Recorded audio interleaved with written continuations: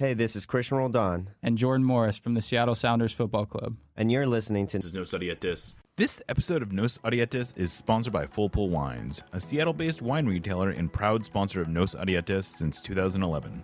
Full Pull was founded in 2009, is based in Seattle, and is owned and operated by longtime Sounders supporters. They offer the best boutique wines of the world to members of their mailing list, with special focus on their home, the Pacific Northwest. Here we go. Come on! Hey, O'Shan! Let's go! A sideline fry! The Seattle Sounders have done it! MLS Cup winners! Here comes Ray Gibbs through the middle to crown it for Seattle! And now they truly can start the celebrations. It's the Sounders MLS Cup. Nicola Dero leaves absolutely no doubt! The Sounders rule the region! Seattle Sounders is going to They've scored! They've scored! Finally! This feels fucking awesome. This is a tiny dog. Is that what you young people call twerking? That Porter says cheated. You want to win? This is the Seattle Sounders, bro.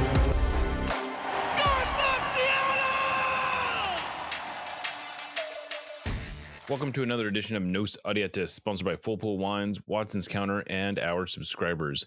This is episode 435, and we're recording on Thursday, September 21st, 2023. I'm your host, Jeremiah O'Shan. Joining me, as usual, is my co-host, Aaron, and our producer, Lickett. It hasn't always been pretty, but the Sounders are now on a 5-game unbeaten streak and close enough to first place that it's kind of worth thinking about scenarios where they can get to the top spot in the West. That's after a 2-1 win over the Colorado Rapids.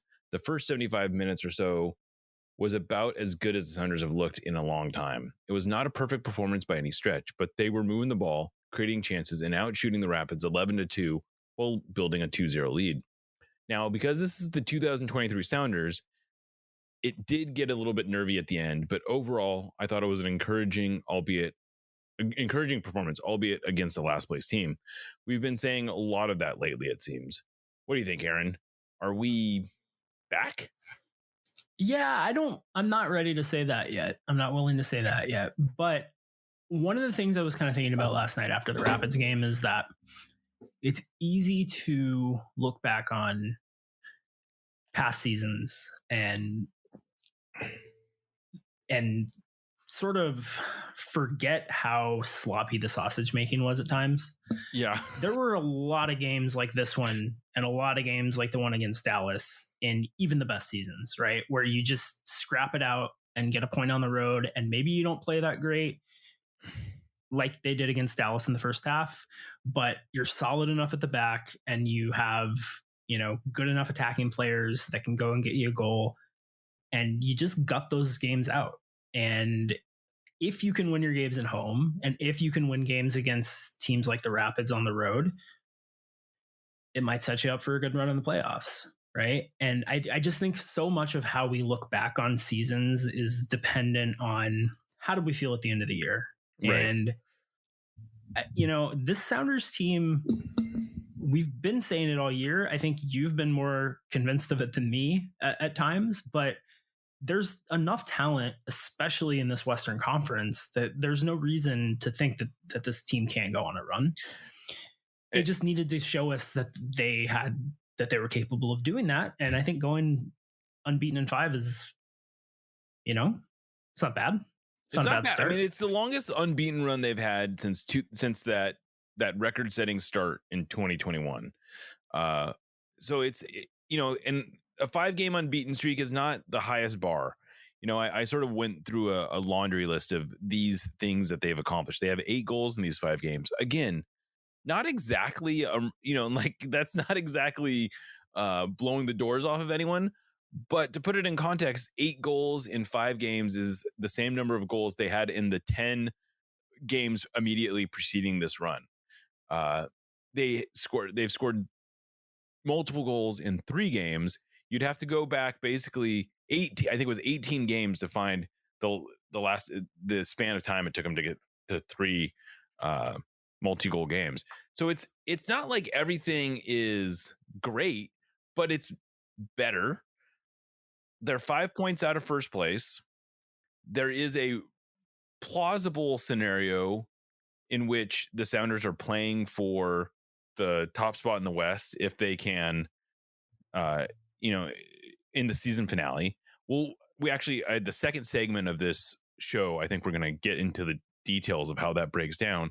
But one of the things I think that's really, I think maybe the most encouraging part, or the area that you can find the most encouragement from the Sounders, is they're 6-1-3 when Christian Roldan starts, and Christian Roldan seems to be capable of starting again. Yeah. I mean, that's huge. And whether or not the Sounders should, whether it's excusable that they're that dependent on one player is certainly a topic for discussion, but it is kind of the reality. And he is playing. He looked, I think, really good against Colorado. I think another thing too that's just been encouraging is that even going back to the Portland game, Sounders, like, they've looked fun at times, not as consistently as we'd like. They're not blowing teams out of the water, but they've been. The Dallas game was not fun to watch, but it's Dallas, right, on the road in late September. Like, it's never fun to watch those games.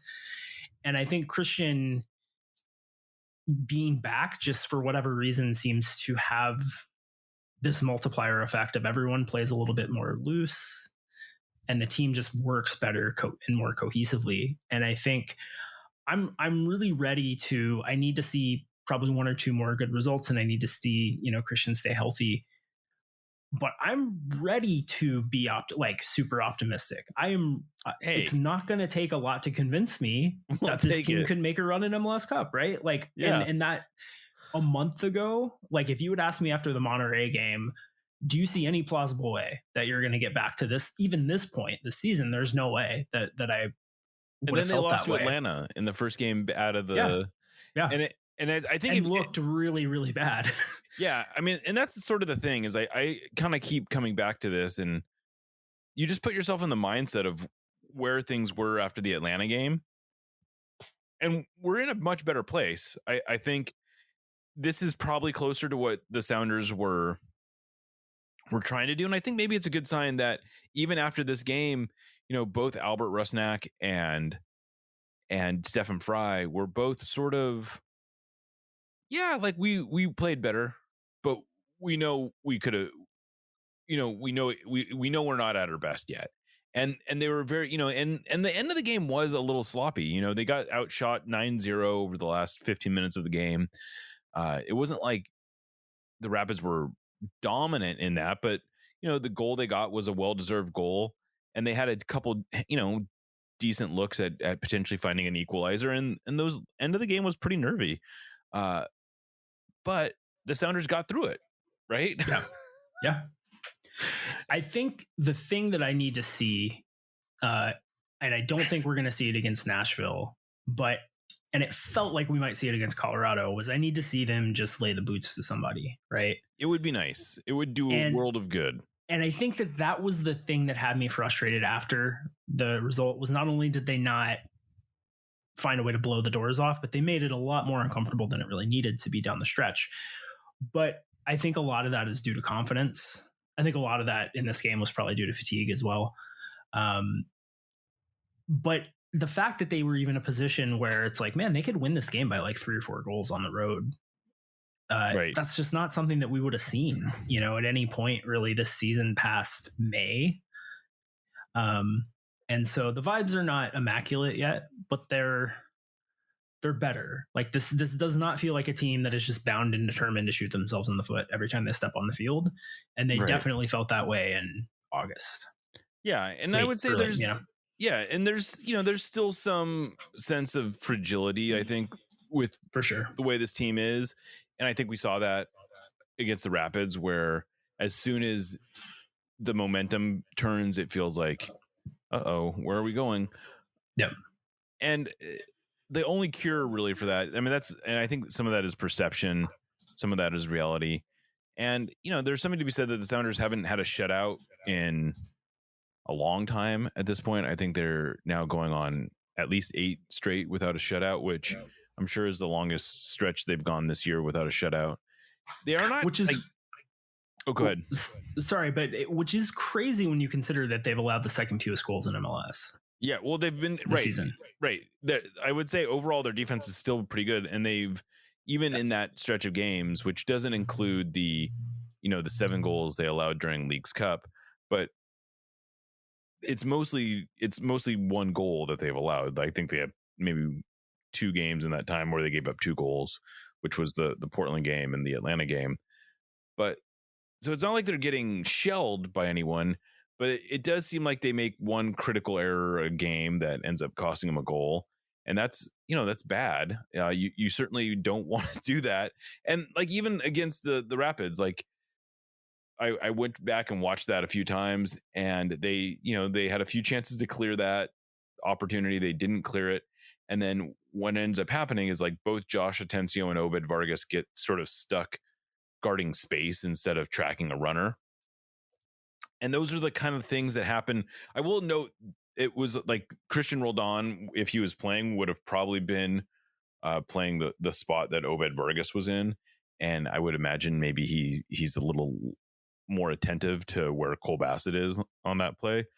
But it wasn't a perfect game, but there was just a lot more to like about it. One of the things I did appreciate about that game was that we could see the way the Sounders are trying to play a little bit more clearly. And you could really see when they were in the attack that that their formation really turned into like a 3-1, 2-4 or a 3-1-3-3, where you had, Albert or Alex Rodon essentially playing as a forward. And then you have like these, Atencio, Rusnak, and Roldan all sort of in like taking turns making runs through the forward line. And it worked a couple times. Albert got behind the defense one time. He tried to like over the shoulder volley that went wide. And then he also was a late arriving run on the goal he scored. And it was just nice to see an identifiable like method to their attack, I think. Yeah, I think that's really been noticeable over the last few games, even against Dallas, where they didn't look good, but they looked like they had a plan at least. Yeah. And that is a marked difference, I think, from the worst they've looked this season, where it didn't look like they had that at all. Like it looked like they were a team without an identity, without a real concrete way of what they wanted to do going forward. Their defense has probably at times saved them from the season going a lot worse than it potentially could have. Yeah, I think. And so I think the takeaway for me is that early in the season, the Sounders looked like an elite, potentially historically good MLS team. And they have not looked that way for a while. And there's this frustration in games like this, or in games like the one against Austin, that they are not back at that level where they look like world beaters. Right now, they look like a pretty good MLS team. And frankly, that this year, that might be enough to get you to an MLS Cup out of the Western Conference. Yeah, and I think, I think that's true. I think one of the big questions they have to answer right now is, what's the lineup look like? And one of the other things I talked about in my column is that they've been rotating their lineup with some regularity, and maybe that's the key, is that they just need to keep their lineup fresh. But they've been averaging about 4 changes per game over these last 4 games. They've used 18 different starters during this 5-game unbeaten streak.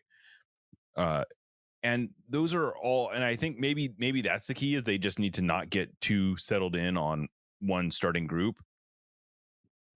But at some point they will need to use, like, they have to make a choice about who's, like, the Nashville game I think is very interesting, because they're going to come into this thing fully rested and mostly fit, or mostly available. I guess Nuhu's suspended for this game, so maybe we'll see like Reed Baker Whiting at left back, and maybe that has that causes some cascading changes in the lineup. But I do think it's notable, and I think a lot of people are talking about the idea that the best version of the Sounders might not include Raul Ruidiaz and Nico Ladero in the starting lineup.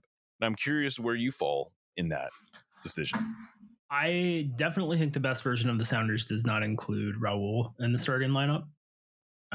Whether that is a permanent condition, I think is maybe up for debate. But I just say what you will about Jordan and his, maybe his unwillingness to shoot, or whatever you want to say, his maybe lack of finishing at times.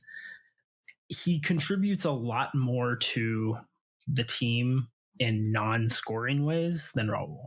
Yeah. I think that's very reasonable to say. I do too. Which, when Raul is scoring every other game, who cares? Right. Absolutely. But he is not doing that at all. And not even looking dangerous. No. I think he looked good against Portland, but then he immediately regressed sort of to like the version of himself that we've gotten all too accustomed to seeing against Dallas, where he just he played 63 minutes, he had 14 touches, and then he got hurt. Yeah. I mean, and I love Raul. I don't want him to be this version of himself. No. But there is a lot of evidence that he is. Like, there's a lot of evidence that this is not a rut, that this is kind of the player that he is right now. And strikers are sort of by their very nature streaky, and Raul is not immune from that. But this does not feel like a player that just doesn't have a shooting boots on, right? Like this feels different to me. And I know that sort of contradicts something I said earlier this year, where I felt like Raul was a lot more capable of getting back to it than Nico. I feel like the opposite of that now. And I think a lot of that is that Nico, they've started to manage his minutes a little better. He's not playing every single game, and he's looked pretty good. He's not 2019 Nico Ladero. He's not even 2022, early 2022 Nico Ladero. But I don't think, I think that the best version of the Sounders could have him on the field. I don't think it necessarily does, but I'm open to that. I'm much more open to that possibility than the idea that Raul is guaranteed, guaranteed starter. Yeah, and I guess I'm also open to that idea, and I suppose it's possible we just never ultimately have to answer it definitively, and maybe there's a world where they just are able to rotate and everyone's happy. But my suspicion is that at some point the Sounders are going to have to make a decision about who they're, I think you can argue that Morris is the starter at the 9 until Rui Diaz can prove himself capable of starting there, right? That leaves Leo Chu as the pretty obvious starter on the left. I think Christian Roldan, I think we all agree Christian Roldan's the starter on the right if he's healthy. That leaves the midfield trio, where I suspect the easy decision would be if it was Ladero, João Paulo, and Albert Rusnak.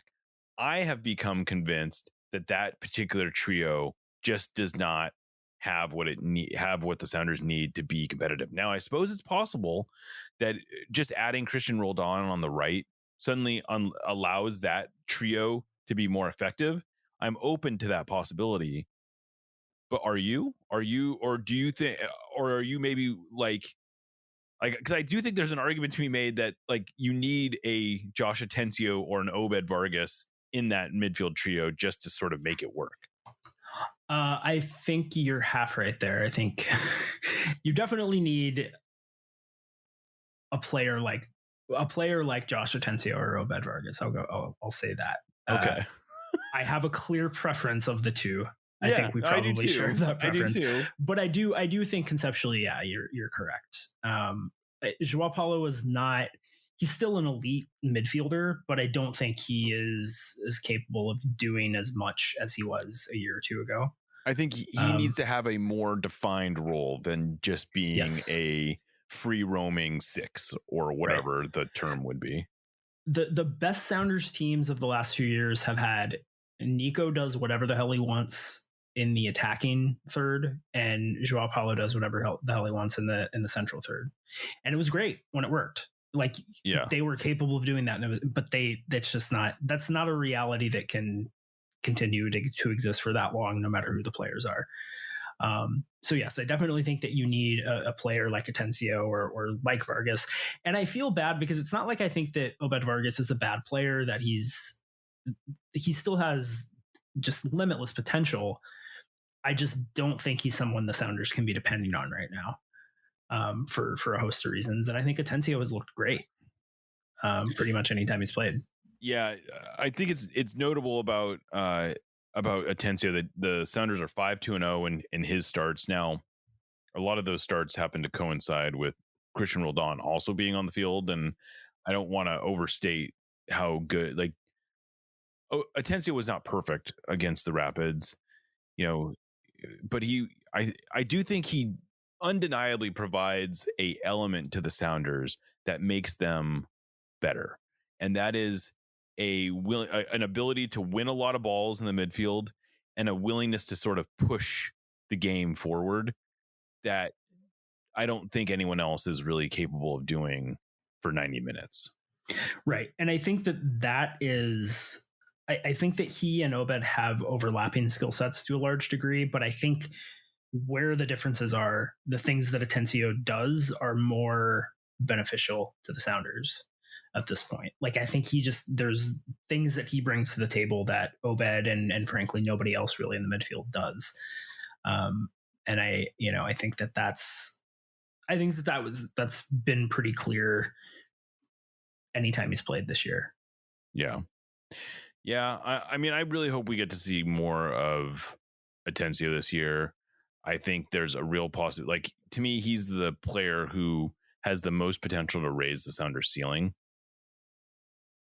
And, maybe there's some drawbacks. Like, the newest thing that Brian Schmetzer said, this is a new, because I feel like I always ask about Atencio, and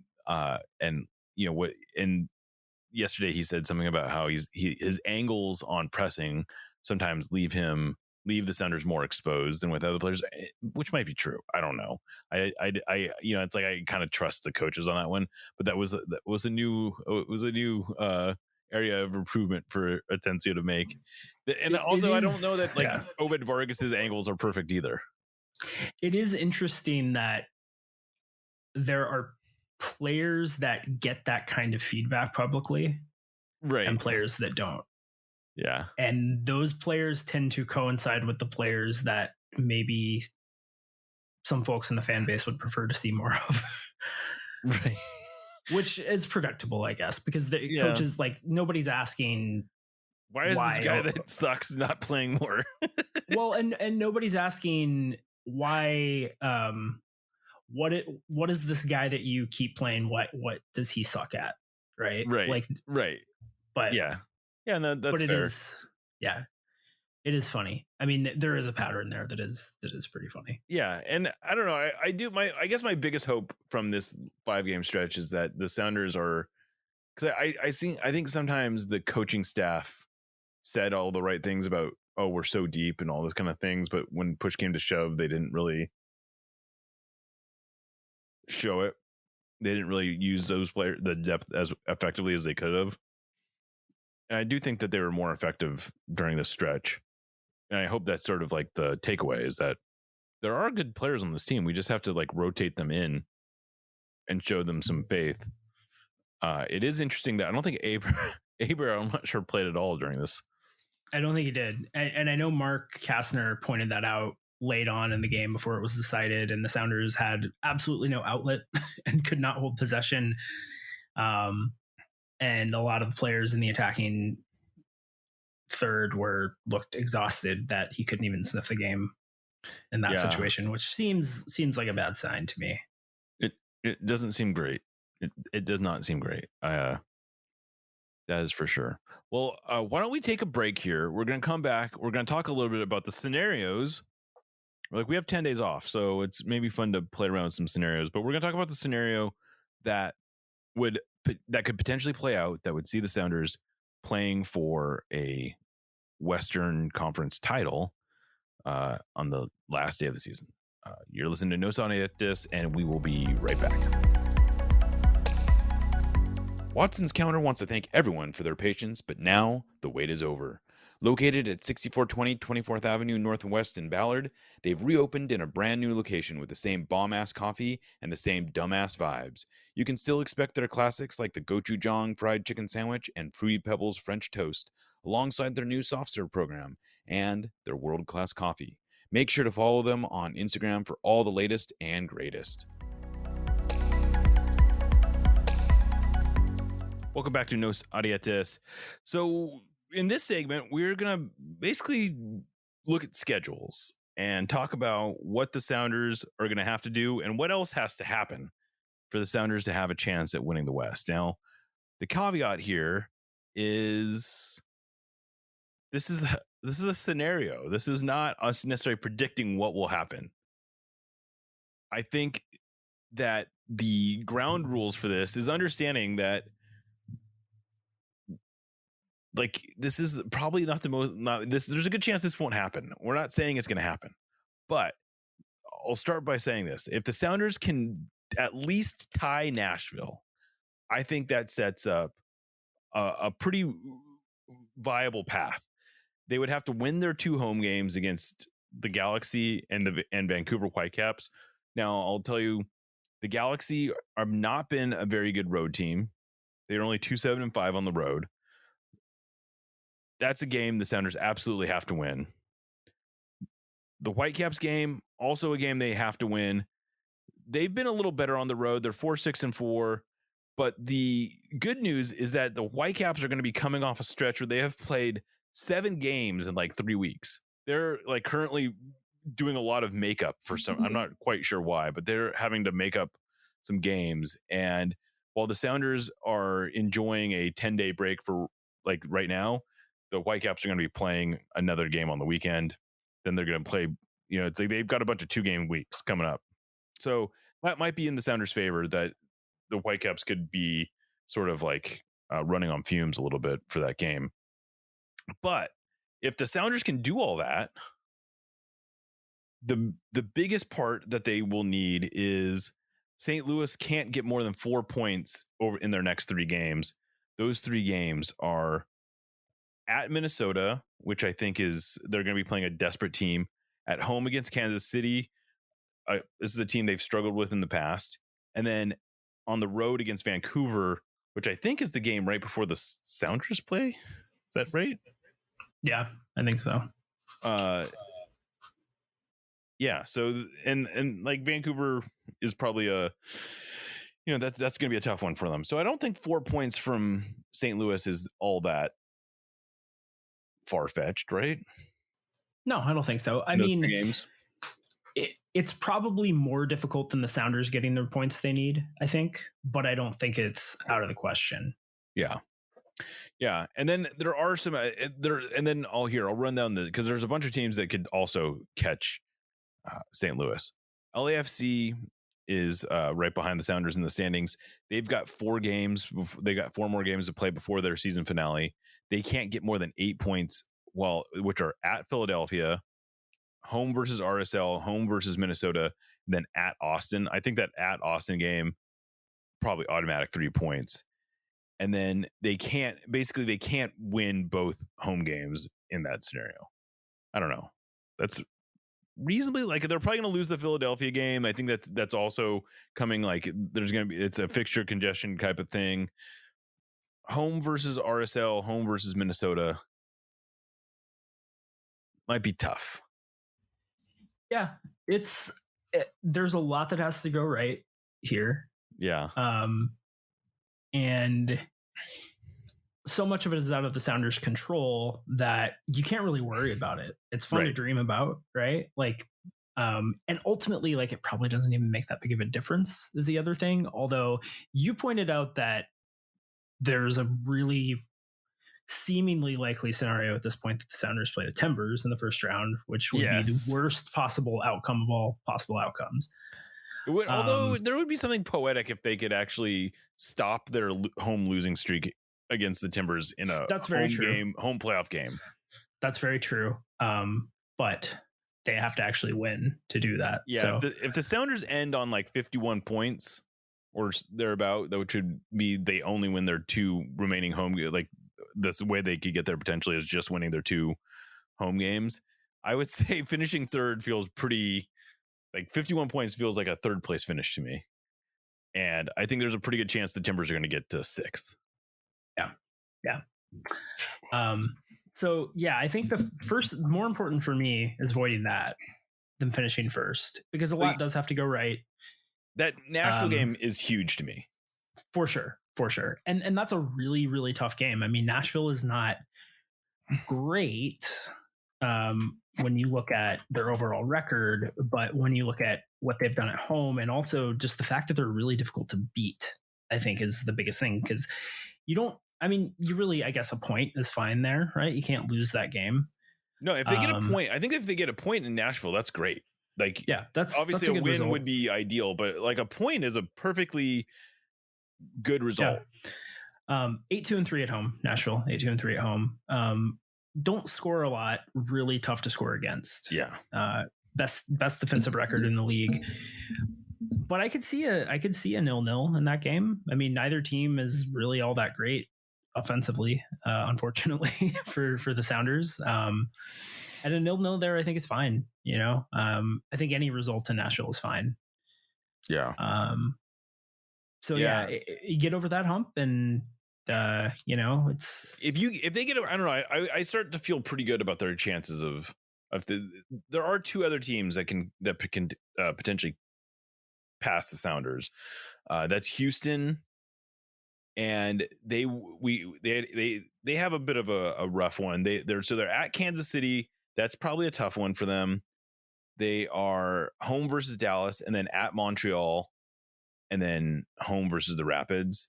They can't get more than 9 points from those games. I don't feel like there's 3 wins though in those 4 games. And then the other one is Vancouver. They have 2 games in hand actually on the Sounders. And so they're going to play their run up to the season finale is at RSL, at the Rapids, and then home versus DC, home versus St. Louis, and then at the Sounders. Yeah, so I guess the St. Louis game is right before the Sounders game. Yeah, I'm not too worried about Houston or Vancouver. No, I'm not catching really the Sounders. I mean, I think like for me, if in the scenario where the Sounders win, you're saying exactly. Yes. And if the Sounders don't finish in first, I'm not really sure I care that much where they finish. If that makes sense. Obviously, I want them to be playing well going into the playoffs, and I don't want them to play against the Timbers. But yeah, I'm much more worried about. I guess I think what you're saying is you're not so much worried about where they finish. You're interested in who they play. Yeah, and I think like if the Sounders would finish first, except Houston goes on a run and catches them and takes first, that would be really annoying. I'm just not worried about that happening. Yeah. But if the Sounders play okay the rest of the way and Houston catches up and finishes fourth and the Sounders finish fifth, I don't know that I care about like that much, if that makes sense. Yeah, it does make sense. I think the other thing that is interesting is right now the Sounders would be playing, I think, the Earthquakes if the season ended today. That feels like even though the Sounders haven't played well against the Earthquakes, that feels like a matchup I would be perfectly happy with. But like RSL feels like a little tougher of a matchup maybe. Timbers is not a matchup that I'm relishing. And then there's other crazy, like the Whitecaps could end, like the Whitecaps or even Houston could be a team the Sounders have to play in the first round. Dallas has 2 games at hand on a lot of teams. They could. I'm not worried about. I guess I'm not really worried about Dallas. No, I'm not super worried about Minnesota. Yeah. But even though the Sounders are 2-0 against Houston, that's a kind of tricky one. I think there were definitely extenuating circumstances the last time they played Houston. The last 2 times. Yeah, that's true. Yeah, but. Anyway, so those are the scenarios. I thought that was kind of a fun little. I definitely felt last night when I started thinking about it, and it was kind of being talked about online. But I'm glad you did the math on this because it's really, I mean, it's plausible, and yeah, it's nice to be like excited about something like that again and not immediately dismiss it out of hand because the team is playing so poorly. Yeah. And obviously this is I think there's I think probably the most likely scenario is the Sounders finish the season with 6 more points. There's definitely scenarios where they finish with more like 3 or 4 points. Yeah. My prediction of 46 points is not looking good, but I did say that I didn't actually believe it, and I was just saying 46 points to spice things up. So What did I just say? want that Did I say 50? I think you said 48. Okay. Yeah. I thought 48 was the number the person had set as the. Maybe it was. But either way. Well, I could check the Discord right now. I would say if the when I Sounders do that. can get to 50 points, that will feel like a reasonably successful regular season to me. Yeah.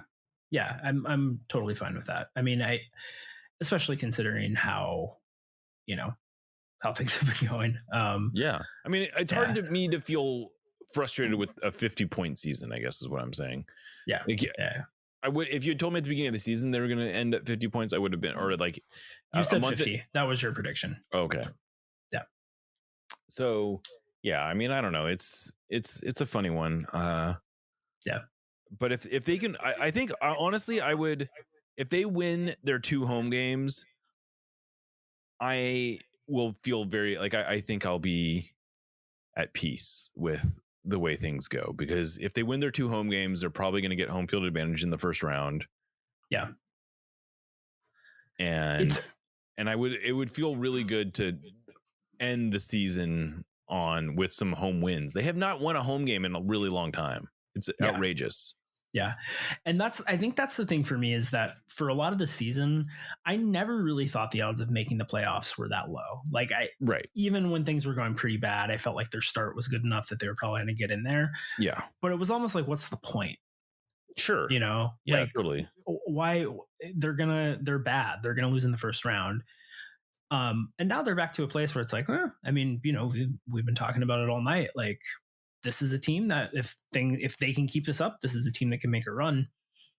And so it's a good time of year to start playing well, I think is the takeaway there. Like, if you're going to have a big slump, better to have it in the middle of the year and get good at the end than like 2013, where you're the best team in the league for most of the year and then you can just completely fall apart at the end.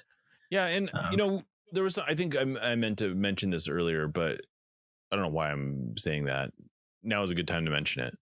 In 2019, the way they ended this, I think it's funny because we think of 2019 as being a really successful season, and their lead into the playoffs was not that good. They were 2-1-1 in their last 4 games. They only scored 2 goals in those in those 4 games. One of them was like a very late winner against San Jose on the road, and then they beat Minnesota in the season finale 1-0. And that, that season, I think they only finished on like 52 points. I think they had like the 4th best record in the Western Conference, but they ended up hosting MLS Cup because they played the 5th seed in the East.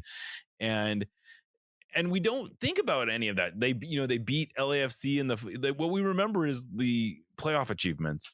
And there's definitely a scenario where that plays out like that this year. Yeah. Yeah. And I mean, the other thing too is that LAFC team that they were playing, there's nobody like that they have to play in the Western Conference. Yeah. If the version of the Sounders that we've had since that Atlanta game is the version of the Sounders we can expect going into the playoffs, I think it's going to be really interesting to watch for sure. Yeah. And I feel pretty optimistic about it. And I think that's potentially that they're better, but they've got the Vancouver and LA games are, I think, critical to how I feel about their chances of actually making that run, whether or not I'm like, yeah, it's possible, or whether I'm like actually optimistic about it. Yeah. I'll just throw this out there. Sports Club Stats, which is a site that I had kind of like forgotten existed for a long time. They have the Sounders' chances of making the playoffs at 99.9% right now. And their most likely finish in the standings, according to their Monte Carlo, I think they do like a Monte Carlo simulation, which is just basically a bunch of raw simulations, right? But based on like home, and they have them most likely finishing between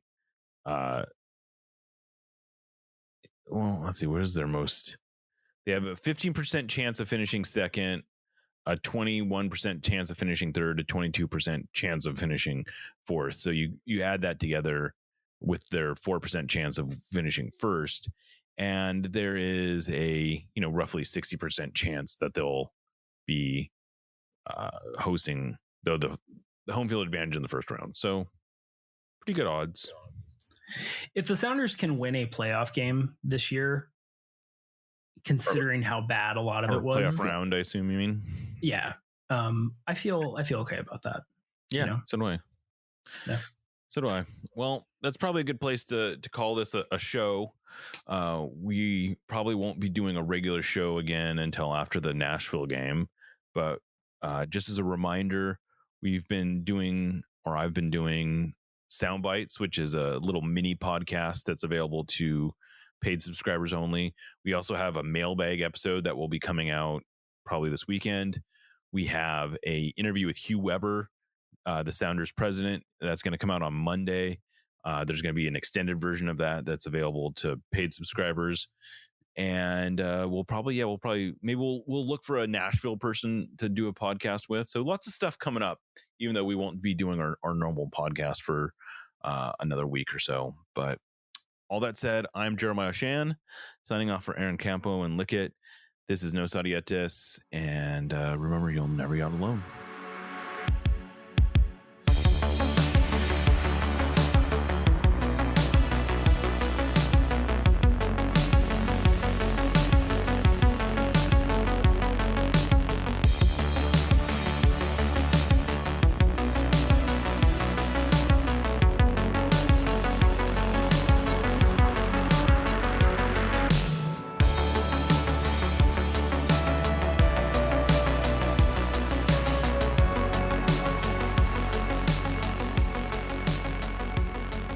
We love you.